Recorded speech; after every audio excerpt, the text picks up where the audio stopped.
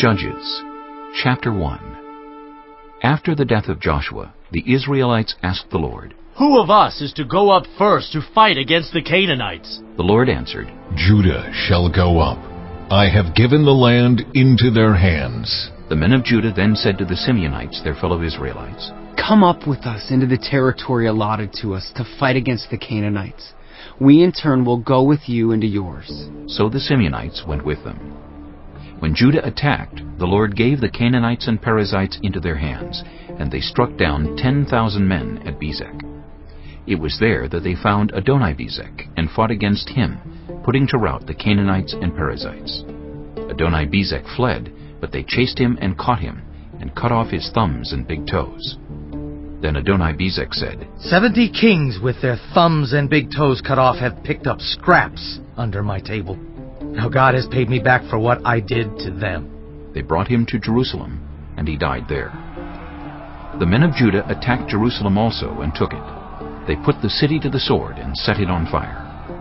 After that, Judah went down to fight against the Canaanites living in the hill country, the Negev and the western foothills. They advanced against the Canaanites living in Hebron, formerly called Kiriath Arba, and defeated Sheshai, Ahiman, and Talmai. From there they advanced against the people living in Debir, formerly called Kiriath Sepher. And Caleb said, I will give my daughter Achsah in marriage to the man who attacks and captures Kiriath Sepher. Othniel, son of Kenaz, Caleb's younger brother, took it. So Caleb gave his daughter Achsah to him in marriage. One day, when she came to Othniel, she urged him to ask her father for a field.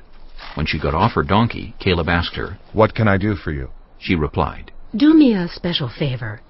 Since you have given me land in the Negev, give me also springs of water. So Caleb gave her the upper and lower springs. The descendants of Moses' father-in-law, the Kenite, went up from the city of palms with the people of Judah to live among the inhabitants of the desert of Judah in the Negev near Arad. Then the men of Judah went with the Simeonites, their fellow Israelites, and attacked the Canaanites living in Zephath, and they totally destroyed the city. Therefore it was called Hormah. Judah also took Gaza, Ashkelon, and Ekron, each city with its territory. The Lord was with the men of Judah. They took possession of the hill country, but they were unable to drive the people from the plains because they had chariots fitted with iron. As Moses had promised, Hebron was given to Caleb, who drove from it the 3 sons of Anak. The Benjamites, however, did not drive out the Jebusites who were living in Jerusalem. To this day the Jebusites live there with the Benjamites. Now the tribes of Joseph attacked Bethel, and the Lord was with them. When they sent men to spy out Bethel, formerly called Luz, the spies saw a man coming out of the city, and they said to him, Show us how to get into the city, and we will see that you are treated well. So he showed them, and they put the city to the sword, but spared the man and his whole family. He then went to the land of the Hittites, where he built a city and called it Luz, which is its name to this day. But Manasseh did not drive out the people of Bethshan, or Taanach, or Dor, or Ibleam, or Megiddo, and their surrounding settlements, for the Canaanites were determined to live in that land. When Israel became strong, they pressed the Canaanites into forced labor, but never drove them out completely. Nor did Ephraim drive out the Canaanites living in Gezer, but the Canaanites continued to live there among them. Neither did Zebulun drive out the Canaanites living in Kitron or Nahalal, so these Canaanites lived among them, but Zebulun did subject them to forced labor. Nor did Asher drive out those living in Akko, or Sidon, or Alab, or Aksib, or Helba, or Aphek, or Rehob. The Asherites lived among the Canaanite inhabitants of the land, because they did not drive them out. Neither did Naphtali drive out those living in Beth-Shemesh or Beth-Anath, but the Naphtalites too lived among the Canaanite inhabitants of the land, and those living in Beth-Shemesh and Beth-Anath became forced laborers for them. The Amorites confined the Danites to the hill country, not allowing them to come down into the plain. And the Amorites were determined also to hold out in Mount Heres, Aijalon, and Shaalbim. But when the power of the tribes of Joseph increased, they too were pressed into forced labor. The boundary of the Amorites was from Scorpion Pass to Selah and beyond. Chapter 2.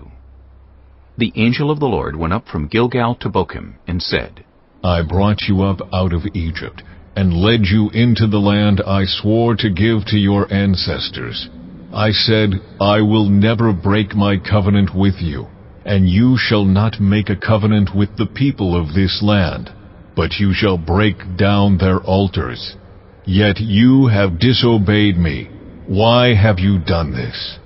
And I have also said, I will not drive them out before you. They will become traps for you, and their gods will become snares to you. When the angel of the Lord had spoken these things to all the Israelites, the people wept aloud, and they called that place Bochim. There they offered sacrifices to the Lord. After Joshua had dismissed the Israelites, they went to take possession of the land, each to their own inheritance.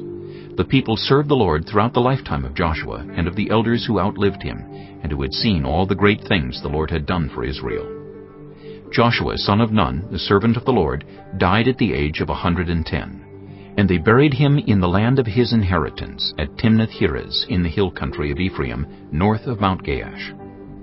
After that whole generation had been gathered to their ancestors, another generation grew up who knew neither the Lord nor what he had done for Israel. Then the Israelites did evil in the eyes of the Lord, and served the Baals. They forsook the Lord, the God of their ancestors, who had brought them out of Egypt. They followed and worshipped various gods of the peoples around them. They aroused the Lord's anger, because they forsook him and served Baal and the Ashtoreths. In his anger against Israel, the Lord gave them into the hands of raiders who plundered them. He sold them into the hands of their enemies all around, whom they were no longer able to resist. Whenever Israel went out to fight, the hand of the Lord was against them to defeat them, just as he had sworn to them. They were in great distress. Then the Lord raised up judges who saved them out of the hands of these raiders. Yet they would not listen to their judges, but prostituted themselves to other gods and worshipped them. They quickly turned from the ways of their ancestors, who had been obedient to the Lord's commands. Whenever the Lord raised up a judge for them, he was with the judge and saved them out of the hands of their enemies as long as the judge lived. For the Lord relented because of their groaning under those who oppressed and afflicted them. But when the judge died, the people returned to ways even more corrupt than those of their ancestors, following other gods and serving and worshipping them. They refused to give up their evil practices and stubborn ways.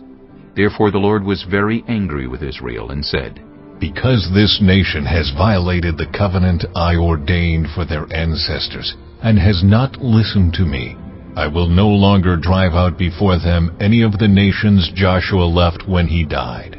I will use them to test Israel, and see whether they will keep the way of the Lord and walk in it, as their ancestors did. The Lord had allowed those nations to remain. He did not drive them out at once by giving them into the hands of Joshua.